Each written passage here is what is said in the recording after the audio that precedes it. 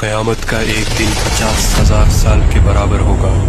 انتظار کرتے کرتے پریشان ہو جائیں گے اور پناہ مانگیں گے کہ کب سوال و جواب شروع ہوگا۔ ایک لمبے انتظار کے بعد اللہ کا حکم جاری ہوگا۔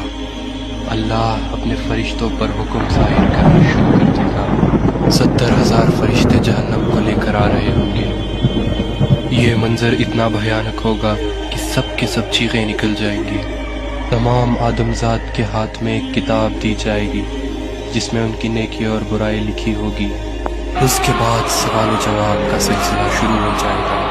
انسان اگر جھوٹ بولنے کی کوشش کرے تو اس کی زبان بند کر دی جائے گی۔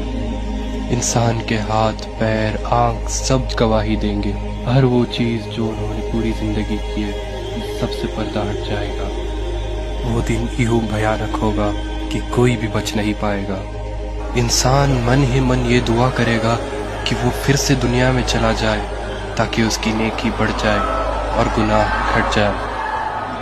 جب انسان اپنے والدین یا اپنے بھائی بہن سے نیکی مانگنا چاہے تو وہ اس سے انجان ہو جائیں گے۔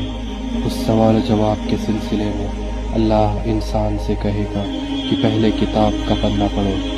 اللہ اگر اس سے راضی ہو گیا تو اس کتاب میں سے سارے گناہ معاف ہو جائیں گے۔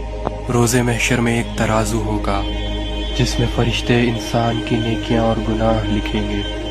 کچھ انسانوں کا گناہ یوں ہوگا کہ ایک پہاڑ کے برابر، کچھ انسانوں کی نیکیاں یوں ہوں گی کہ صرف ایک کنکر کے برابر۔ اللہ انسان کے اندر کا ایمان دیکھے گا۔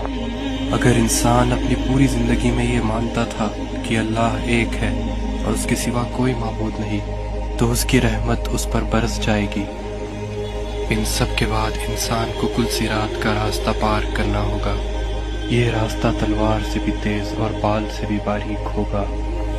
جس کے اخلاق اچھے ہوں اور ایمان تیز ہو ان کے لیے یہ راستہ آسان ہوگا، اور جس کا ایمان کمزور تھا وہ سیدھا جہنم میں جائے گا۔